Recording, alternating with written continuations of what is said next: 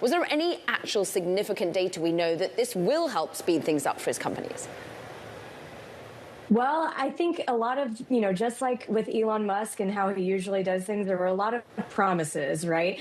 One thing that I took particular note of was, how much this was going to benefit his data center in space project that they've been touting for some time now. And what we know is ultimately driving the planned IPO for SpaceX that may or may not occur later this year. We did get a rendering of what one of those data center satellites would look like.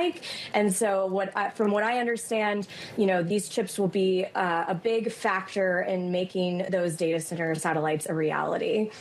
Ed, to you, because of course you're also our SpaceX Tesla reporter as well as being on TV with me, luckily.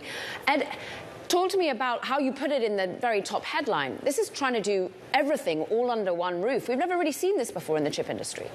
Yeah, so having logic, which is GPU, CPU, the GPUs go into the orbital data center that Loren outlined, memory and packaging. The industry doesn't work like that, and for good reason. They're done by specialists, essentially as separate industries, because the raw materials are completely different and the processes are completely different. So it's not just the scale that's unprecedented, it's the approach. To give you an idea of that, Elon Musk is saying the facility will start at about 100,000 wafers a month. A lead edge fab right now probably does 30 to 100,000, and then they want to scale up to 1 million a month. So that's about 70% of TSMC's global output. The footprint is kind of insane. So there's a lot of questions on how they'll fund it, and they basically said we don't know yet, but it's going to cost a lot of money.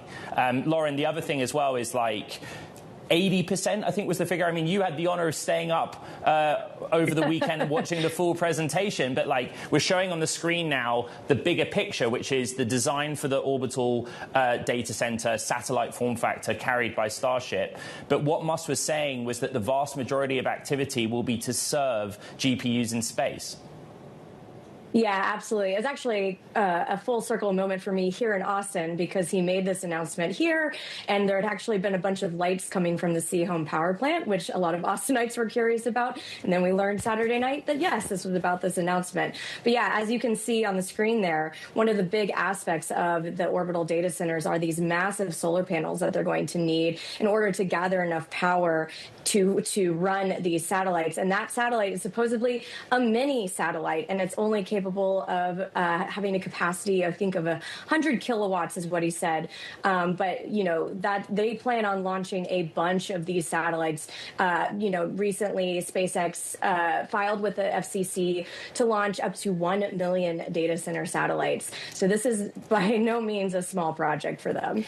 It's an expensive project, and in many ways, it's why we anticipate SpaceX is going to have to go to the public markets, Loren. Just how much more cost-effective is it? Do we get any comparison versus doing it here on Earth?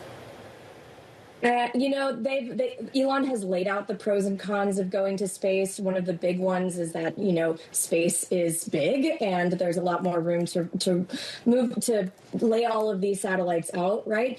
Also, the sun is a big aspect of it. So here we have a lot of limits when it comes to getting enough power in order to run these data centers. But the idea is to put these satellites into a specific orbit that would harness the sun's energy practically 24/7. So those are the reasons that are being laid out for going into space. Whether or not it's cost effective, I think, is the big question mark that we're all waiting to see.